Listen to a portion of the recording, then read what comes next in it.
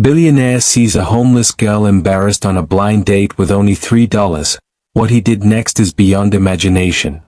The rain had stopped, but Natalie's hands still trembled as she smoothed down her thrift store dress, a deep emerald piece she'd found for $3, the same amount now folded carefully in her worn purse.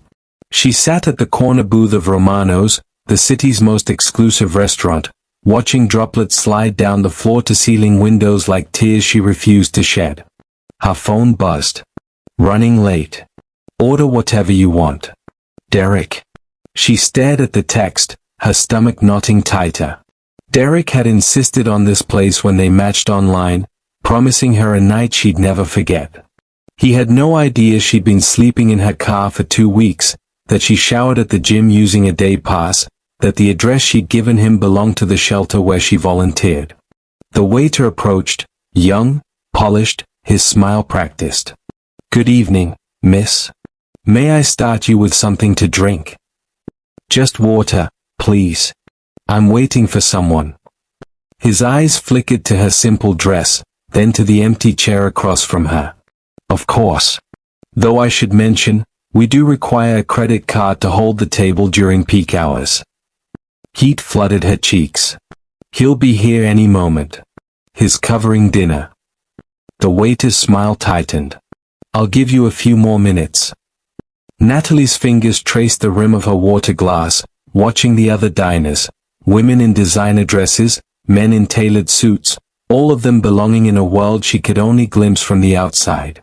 She thought of her job interview tomorrow, the one ray of hope in weeks of rejection. If she could just get through tonight? At a table across the room, James Hartwell set down his wine glass and forgot entirely about the business proposal spread before him. His gray eyes had found her the moment she walked in, the girl with auburn hair that caught the light like fire, sitting alone in a dress that couldn't have cost more than his morning coffee, yet somehow outshining every woman in the room.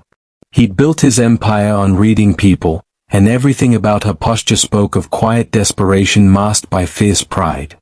She was trying so hard to appear composed, but he could see the way her fingers trembled, the careful way she sipped her water to make it last. James had made his fortune in tech, but his real gift was seeing potential where others saw failure.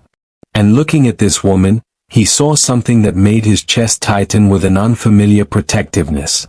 The front door opened, and a man in an ill-fitting suit strutted in like he owned the place. Derek Morrison. James recognized him from a failed business pitch last year. A small-time real estate agent with big-time arrogance and zero integrity. Derek slid into the booth across from the girl, not bothering to remove his baseball cap. "Sorry, babe. Traffic was murder." Natalie's smile was radiant despite everything. "It's fine. I was just—" "Jesus, this place is pretentious," Derek interrupted, grabbing the leather menu. "How much do they charge for a burger here?" $50. He laughed too loudly, drawing stares from nearby tables. The waiter returned, his expression carefully neutral. "Are you ready to order?" Derek waved him off. "Give us a minute. And bring me a beer. Something cheap." "I'm afraid we don't carry." "Whatever. Just beer." Natalie's face burned. "Derek, maybe we should." "Actually," Derek said, his voice carrying across the room, "before we order anything, let's talk payment." He leaned back, arms crossed. "I mean, you picked this place. You're paying, right?" The words hit like a physical blow. Natalie's lips parted, but no sound came. "What?" Derek continued, louder now. "You're not one of those feminist types who expects the man to pay for everything, are you? Because I'm not made of money here." Every conversation in their vicinity had stopped. Natalie felt dozens of eyes on her, judging, pitying. Her hand moved to her purse, to the 3 crumpled bills inside. I have some money," she whispered. Derek's eyebrows shot up. "Some money? How much is some?" She couldn't meet his eyes. $3. The silence that followed was deafening. Then Derek's laughter erupted, harsh and mocking. $3? Are you kidding me? You dragged me to the most expensive restaurant in the city with $3 fucking. Derek, please. No, this is rich, he said, standing up now. Let me guess, you're homeless, aren't you? Living in your car? I should have known from that address you gave me. His voice carried across the restaurant. You thought you could trick some guy into buying you a fancy meal? What kind of scam are you running here? Natalie's world collapsed. Every fear, every shame she'd carried came crashing down as the entire restaurant watched her unravel. Tears she'd held back for weeks finally spilled over. That's enough. The voice cut through the chaos like a blade, deep, commanding, furious. James Hartwell stood beside their table, his 6-foot frame radiating controlled power. His gray eyes burned with anger, but when they found Natalie's face, they softened with something far more dangerous, protective desire. Derek scoffed. Oh, great. Another white knight. Look, buddy, this is none of your. Sit down. The words were quiet but carried such authority that Derek actually took a step back. You're embarrassing yourself. I'm embarrassing myself. Derek's face reddened. This bitch tried to scam me. James moved faster than anyone expected. One moment he was standing calmly. The next, Derek was pressed against the wall, James's hand flat against his chest. Call her that again, James said softly, and you'll be eating through a straw for the next month. Derek's arrogance crumbled. Look, man, I didn't mean. Get out. James stepped back, smoothing his jacket. Leave your keys with the valet. You're taking a taxi home. You can't just. Mr. Morrison. James's smile was cold. I own the building this restaurant is in. I own 3 of the companies you've tried to sell insurance to this month. And if you don't walk out that door in the next 10 seconds, I'll make sure you never work in this city again. Derek looked around the restaurant, saw the faces watching him, and finally understood he was outmatched. He threw some bills on the table and stormed out, muttering curses under his breath. The restaurant buzzed with whispers, but James ignored them all. He turned to Natalie, who was staring at him with a mixture of gratitude and mortification. I'm sorry, she whispered. I should go. I never meant for. No. His voice was gentler now, but still firm. You're staying. We're having dinner. I can't. I don't have. You have nothing to apologize for.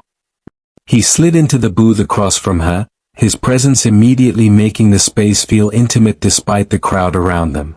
That man is a coward who gets off on humiliating women. You did nothing wrong. Natalie wiped her eyes with a napkin, trying to salvage some dignity.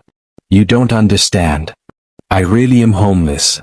I really do only have $3. He wasn't lying about that. James leaned forward, his gray eyes intense. Do you know what I see when I look at you? She shook her head. Strength. Courage. A woman who's fighting like hell to survive, who still has enough grace to sit in a room full of people who have everything and hold her head high.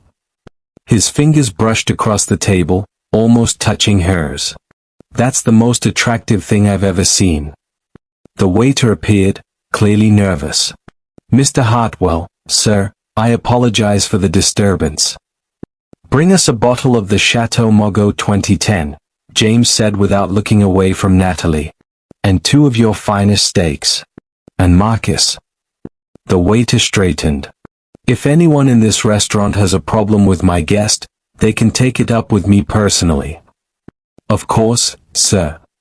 When they were alone, Natalie stared down at her hands.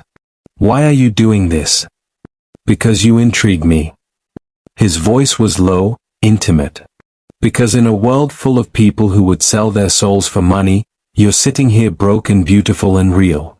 Do you have any idea how rare that is? She looked up, meeting his eyes for the first time.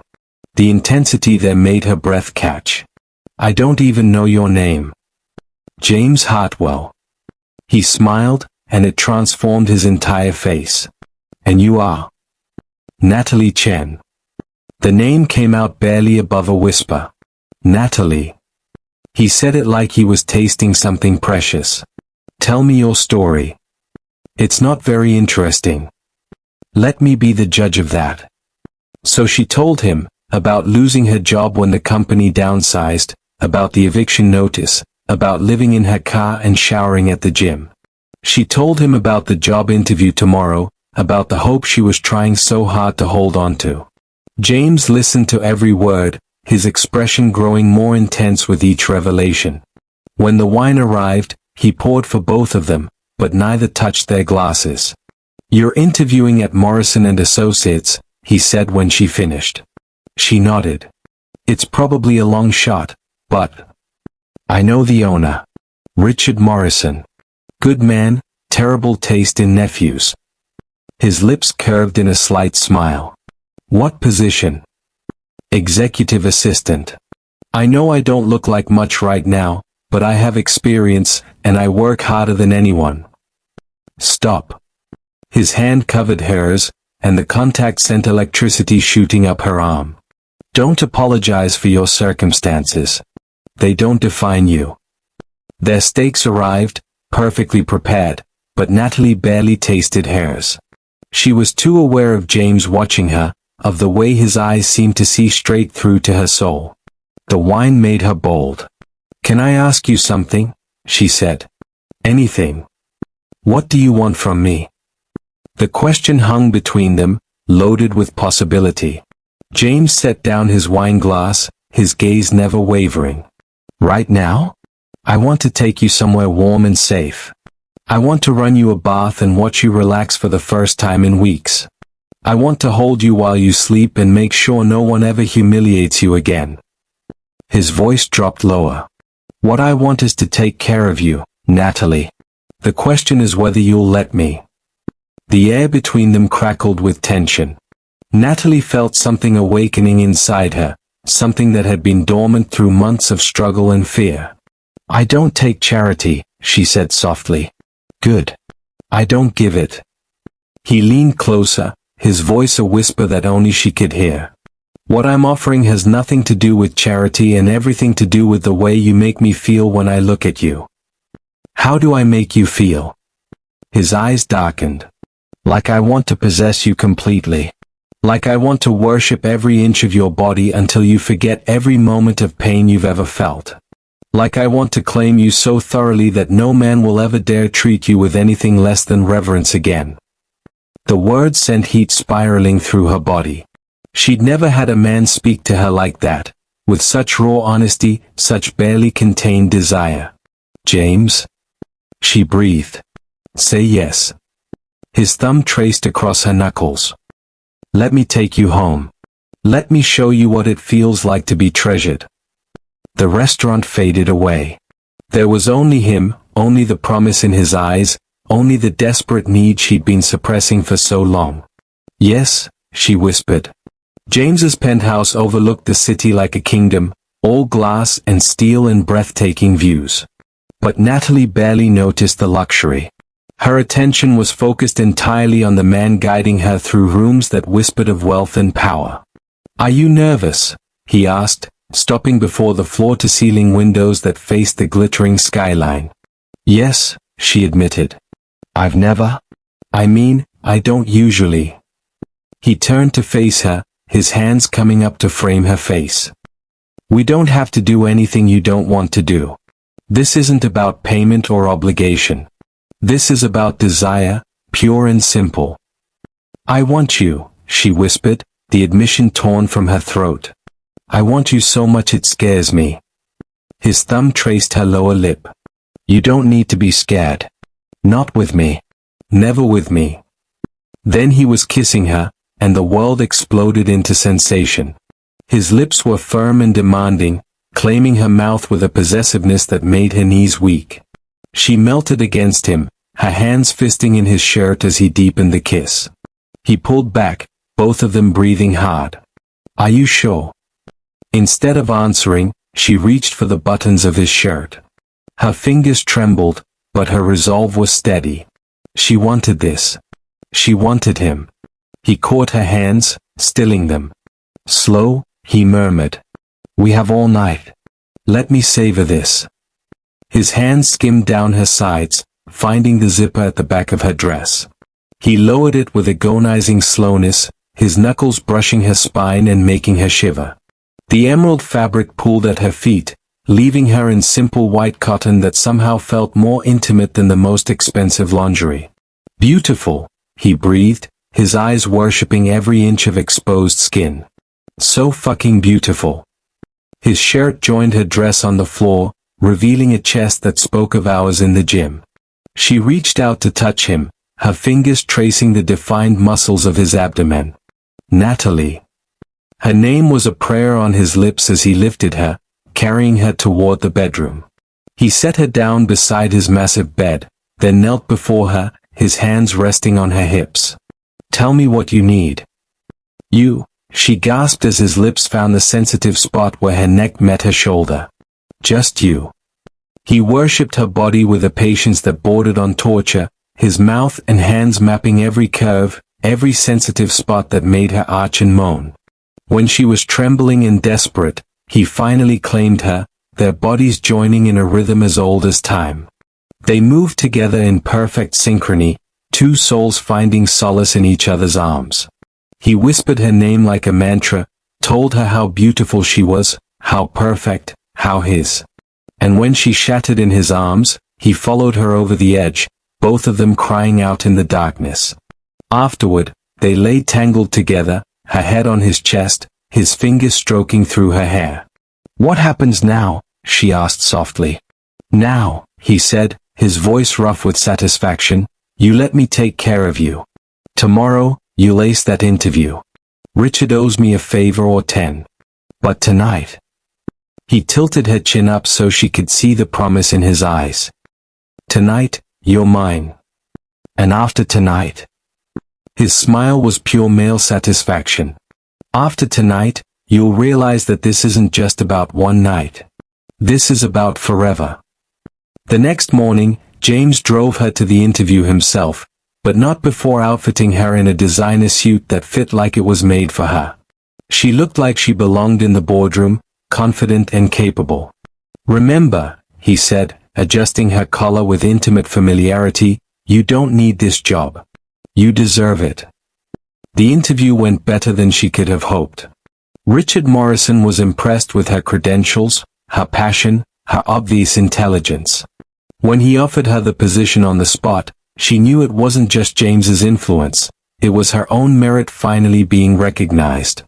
That evening, James was waiting for her with champagne and a smile that made her heart race. How did it go? He asked, though her expression had already given him the answer. I got it, she said, still hardly believing it herself. He pulled her into his arms, spinning her around until she laughed. I never doubted it for a second. James, she said when he set her down, suddenly serious. Thank you. For everything. For believing in me when I couldn't believe in myself. Don't thank me, he said, echoing words she'd heard before but with an entirely different meaning. Just promise me something. Anything. His eyes burned with intensity. Promise me you'll never settle for being treated as less than the incredible woman you are. Promise me you'll never forget that you deserve everything beautiful this world has to offer. I promise, she whispered. Good. His smile was wicked. Because I intend to spend the rest of my life proving it to you. 3 months later, Natalie stood in James's penthouse, no longer a guest but a resident, her things mingled with his in a way that spoke of permanence. The homeless girl who'd walked into Romano's with $3 was gone, replaced by a confident woman who knew her worth. But more than that, she'd found something she'd never dared hope for, a love that transformed her, challenged her, completed her. James hadn't just saved her from humiliation that night, he'd shown her what it meant to be truly seen, truly valued, truly cherished. And when he dropped to one knee that evening, a ring that cost more than most people's cars glittering in his hand, she said yes before he could even ask the question. You realize, he said as he slipped the ring onto her finger, that you're going to be stuck with me forever now. Promise? She teased. Promise, he said, and sealed it with a kiss that tasted like forever. Because sometimes, the most beautiful love stories begin with the darkest moments. Sometimes, it takes hitting rock bottom to realize you're worthy of reaching for the stars. And sometimes, a billionaire sees a homeless girl being humiliated over $3 and decides to change both their lives forever. What would you have done if you witnessed such humiliation? Would you have stepped in like James, or would you have looked away? Love sees beyond circumstances, it sees the soul. And true love doesn't just rescue, it transforms, it elevates, it makes both people better than they were before. This is what happens when dignity meets desire, when protection becomes passion, and when a moment of human cruelty is answered with an act of breathtaking love.